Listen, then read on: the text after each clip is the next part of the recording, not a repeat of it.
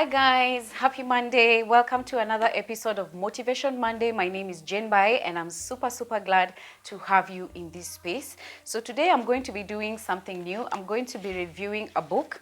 I've never reviewed a book before, but I thought it would be something interesting to discuss today. And yeah, there's always a first time for everything. So let's see how this goes. So the book I'm going to be reviewing is called UNTAMED. Stop Pleasing, Start Living. It's a book written by Glennon Doyle, one of the authors that I've really come to love. And the first thing I'm going to, of course, do is give you a little bit history of the author. I feel like it always helps to understand the person who wrote the book while you're reading it. It kind of like gives you an overview of what that person is all about. I don't know. Tell me, let me know, guys, in the comment section if you guys really read through who's the author of the book before you start reading the book. I just find it that I find it really necessary. I don't know why, but it just works for me. So that's what I'm going to do. Also for you guys, I'm going to read a little bit of history of the author. She's called Glennon Doyle. She's the author of the #1 New York Times bestseller called Love Warrior and Oprah's Book Club selection, as well as the New York Times bestseller Carry On Warrior. She's an activist, a speaker, and a thought leader. She is also the founder and president of Together Rising, an all-women-led nonprofit organization that has revolutionized grassroots philanthropy. She has also, this program has raised over 20 million US dollars for women, families, and children in crisis. Nice work. So she was also named among Oprah Winfrey's network Super Soul 100 inaugural group as one of 100 awakened leaders who are using their voices and talent to elevate humanity. So having read this book, I would really agree with the author's description or what they've talked about. I think that she has really used her voice to talk to a lot of people who are really looking to untame themselves. So the book has a lot of topics which I don't think we can cover in one session. So I've just picked bits and pieces that I wanted to discuss for this topic, and then we'll see if we need to do another series some other time. So who would I recommend this book? I would recommend this book for someone who's really on a self-discovery journey, someone who is looking to better themselves, someone who has been looking into themselves and really trying to come out of their shell, someone who has been questioning things or a lot of things about life and is looking for answers. This book will help you to see how to get there. I wouldn't recommend this book, however, to someone who is not yet in that space. Why? Because you're going to read this book with so much negativity that you will not get the essence of reading it. There's so much knowledge, there's so much information packed in this book that I would really want you to benefit from. So just ensure that you are in the right space before picking up this book and reading it. So the title of the book, as we have seen, is Untamed, Stop Pleasing, Start Living. So I've picked 3 sections that I would like us to talk about, and I've given them topics. So there's pain, there's brevity, which is braveness, and there's the know-how, be still and know. So I'm going to be reading some of the lines from the book that have really given me an awakening or some sort of realization that I just felt like I need to sit down and share this with you guys. So let's start with be still and know. So the thing is, I'm just going to be reading some of the things that I have actually underlined so that to make it easier to understand what the author had in mind. So I think the first thing that I'm going to read here says, when a woman finally learns that pleasing the world is impossible, she becomes free to learn how to please herself. Guys, that's in page 56 of the book. And I also want to add just a little bit of the explanation she has given. I looked at all of those contradictory opinions and thought, if there is in fact an objective, right or wrong way to handle this, why do all of these people have such different ideas about what a person should do? I had an epiphany. It must be that should and shouldn't, right and wrong, good and bad, they are not wild. They are not real. They are just culturally constructed, artificial, ever-changing cages created to maintain institutions. It struck me that in every family, culture, or religion, ideas of right and wrong are the hot cattle prods, the barking sheepdogs that keep the masses in the herd. They are the bars that keep us caged. I decided that if I kept doing the right thing, I would spend my life following someone else's directions instead of my own. I didn't want to live my life without living my life. I wanted to make my own decisions as a free woman from my soul, not my training. But the problem was I didn't know how. So that's what she talks about, explaining that when a woman finally learns that pleasing the world is impossible, she becomes free to learn how to please herself. And this is not even just about a woman. When you read through this whole topic, I think the idea is allowing ourselves not to be culturally restrained or live in a bubble where this shouldn't and this should happen. While these are beliefs that have really helped and trained our minds to live a certain way, they shouldn't limit us to explore. And you know, when you go through your imagination, personally, when I go through my imagination, I just see a lot of things that when I come back to my reality, I'm like, there's no way you can achieve that, Jane. There's no way that is possible. But after reading this book, I've learned that there's moments in our lives where we will need to be still and know. And in that stillness is where prayer exists. In that stillness is where God speaks to us. In that stillness is where we are able to really just quiet out the noise of the world and actually get to start the things that we are meant to start, living the life that we are meant to live. Not necessarily pleasing people, but pleasing ourselves as long as it is in line with your own beliefs. That I found to be quite powerful. So the other thing I want to read, let me just see if I can find it.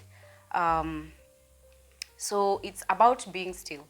It's my daily reminder that if I'm willing to sit in the stillness within myself, I always know what to do. That the answers are never out there. They are as close as my breath and as steady as my heartbeat. All I have to do is stop flailing, sink below the surface, and feel for the nudge and the gold. Then I have to trust it, no matter how illogical or scary the next right thing seems, because the more consistently, bravely, and precisely I follow the inner knowing, the more precise and beautiful my outer life becomes. The more I live my own, the more I live by my own knowing, the more my life becomes my own and the less afraid I become. I trust that the knowing will go with me wherever I go, nudging me towards the next thing, one thing at a time, guiding me all the way home. So for the rest of my life, I continue to shorten the gap between the knowing and the doing. So as I was saying that in your stillness, that's when you're able to gain momentum for your next steps. In your stillness is where you're able to see that which you cannot see in within the noise. So I think what Glennon really was saying is moment of uncertainty will always rise. But at that time, you need to breathe, turn inward, sink, feel around for the knowing, do the next thing it nudges you towards. Let it stand, excuse me, don't explain. So I think the way I took it, or maybe you guys can expound it in your own way, is in your stillness, in those moments of stillness, in those moments of sinking, in those moments where you have to be away from the crowd, you have to be away from your friends, you have to be away from the constant noise of the world. In those moments where you allow yourself to be still, those are the moments that you get to know what you need to do. And when you hear that voice, follow it, because therein lies your destiny. That is one powerful nugget to carry today. So the other one, of course, I'm going to be speaking about is pain. We don't like speaking about pain, but you know what, guys? The way I've read this book, unfortunately or fortunately, pain is part, and it's part of our lives, and it's necessary. Pain is very much necessary for our becoming. So don't excuse your pain. Don't silence your pain. Instead, allow it to grow within you. Allow the pain process to pass through, because it's going to take you to your next destiny. So let's see what we can read through pain. I don't know if I wrote the page. I hope I wrote the page, because I need to read this out to you guys. Okay, I think this is on braveness. So on pain, at least I knew the page number, so I can quickly find. Yeah. So, of course, pain is based on feelings, and people don't like discussing their feelings, but this is what the author tells us. So, feelings are for feeling, all of them, even the hard ones. The secret is that you're doing it right, and that doing it right hurts sometimes. Powerful. So, I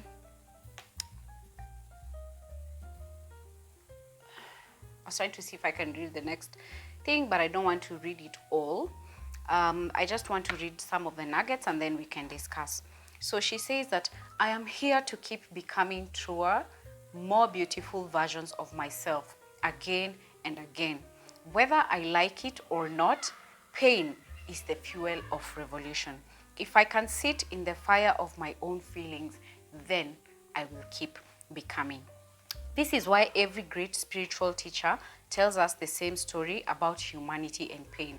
Don't avoid it. You need it to evolve. You need it to become. And you are here to become. How powerful, guys. The other thing she says is all of our suffering comes when we try to get to our resurrection without allowing ourselves to be crucified first. So these are the examples she gives. Like Moses, who wandered 40 years in the desert before seeing the promised land. Like Wesley from The Princess Bride, who said, life is pain, highness. Anyone who says differently is selling something. Like Jesus, who walked straight toward his crucifixion. First the pain, then the waiting, then the rising. So my goal is to stop abandoning myself and stay, to trust that I am strong enough to handle the pain that is necessary to the process of becoming. I hope the pain will pass soon, but I'll wait it out because I've tested pain enough to trust it. Have you tested pain enough to trust it? That is one powerful word that I got from this book. Have you tested enough pain that you can actually trust that the process of pain you're going through is necessary to your becoming? Look, even if I relate it to the Bible, you see, the Bible says that for God gives us the grace. Like in Corinthians, the Bible says that God will not tempt you beyond what you can handle. And in those temptations, those are the moments of pain. Those are the moments of mistrust. Those are the moments you wish you could live away from your physical body. Those are the moments you wish life away. But let me tell you, that pain that you're going through is necessary. It is necessary for your growth. It is necessary for your becoming. It is necessary to allow you to become the person that you're supposed to be. And when you start pursuing that line, let me tell you, it's going to be painful. It's going to be painful because you're going to disappoint people who are not used to seeing the new you. You're going to disappoint people who don't trust you enough to give you the courage to pursue your dreams. And those moments will be painful. But you know what? That pain will be necessary for you to go to your next level. That pain will be necessary for you to grow. The level of growth that you require in your life. Because life is like a staircase. So from one point to the next, to the next, to the next. And before you move to the next staircase, God has to prepare you. And how does He prepare you? Through the things that you go through, the painful things, the painful moments, those ones that you disagree with in your heart, they are necessary for your growth. So pain is a necessary ingredient, guys. I would just like to finish that by saying, let me see, there's something that I've read that I want to repeat that I feel was really necessary. So if I can sit in the fire of my own feelings, then I will keep becoming. I really hope you find the courage to allow your pain, to allow the process of your pain to take its time, to come through, because after that pain is resurrection. After that pain is growth. After that pain is success. After that pain is the revolution. Let's go to our final topic, guys. Our final, which is brevity, braveness. Now, let me tell you guys, I think also in my self-discovery journey, I have realized that being brave it takes a lot of guts. It takes a lot of courage. And while reading this book, I have realized that it is very important to be brave when taking such steps or when making such decisions, because they help you a lot in this life. So on Brevity, I'm just going to read, so I've just underlined, as you can see, I'm just reading lines through the book, but there's of course a story attached to the lines, but I just wanted us to pick those small nuggets for today. So I was filled with electric thunder, simmering water, fiery red and gold, but all I had to do was smile and nod, and the world would take me for easy breezy blue. Sometimes I wondered if I wasn't the only one using her skin to contain herself. Maybe we are all fire wrapped in skin, trying to look cool. The girl I was before the world told me who to be, and she said, here I am, I'm taking over now. So of course there's a storyline before that.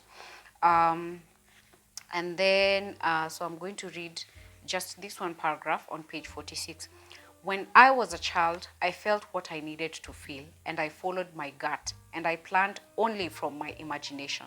I was wild until I was stained by shame, until I started hiding and numbing my feelings for fear of being too much, until I started deferring to others' advice instead of trusting my own intuition, until I became convinced that my imagination was ridiculous and my desires were selfish, until I surrendered myself to the cages of others' expectations, cultural mandates, and institutional allegiances, until I buried who I was in order to become what I should be.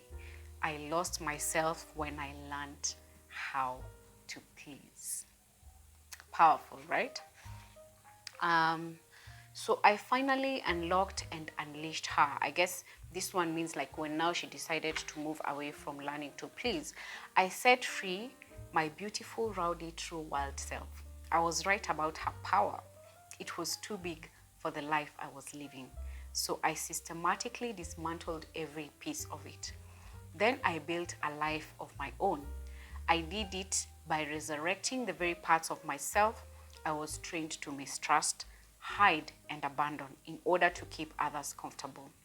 My emotions, my intuition, my imagination, my courage, those are the keys to freedom. Those are who we are. Will we be brave enough to unlock ourselves? Will we be brave enough to set ourselves free? Will we finally step out of our cages and say to ourselves, to our people, and to the world, here I am? Powerful, right?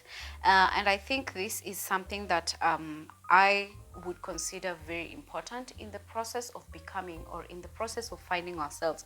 Of course, there has got to be brevity. You have to be brave enough to allow yourself to try things that you've not tried, regardless of whether they work or not. You have to be brave enough to step into rooms where people have disrespected you and show them that you are worthy of that respect. You have to be brave enough to stop pleasing and start living. That is exactly what the book is all about. I find this to be very powerful.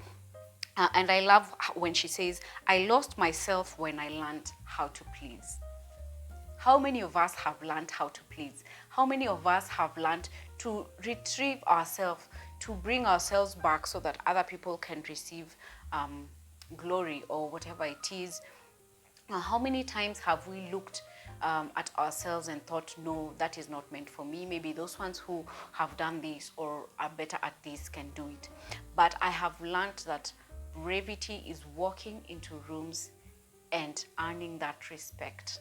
I have learned that Brevity is standing up for what you believe in, regardless of what people around you will say. I have learned that Brevity comes at a price. It comes at a cost. But you know what? It is what allows you to be free. And I like how she says that when we finally step out of our cages and say to ourselves, to our people, and to the world, here I am. So go out there, girl. Go out there. Fight for your dreams. Fight for the things you believe in. Stand for what you believe in. Have the courage. Do not allow life or anything else to stop you from pursuing your dreams or from living the life that you have been called to live. Because you know what? We are learning to get untamed. We have been tamed for so long. We have been tamed to believe things that are probably right, others are not right, but it's time to get untamed and start living. I hope that you have learned something from this session. Thank you so much for tuning in. Please consider subscribing. If you're new here, karibu sana. Thank you so much for clicking on this video. We always have more for you. For us, Motivation Monday is really just a space to create laughter, to create freedom, to create knowledge, and to allow you to go after your dreams. Thank you so much for watching. My name is Jen Bai. See you in the next one. Have a blessed week. Bye.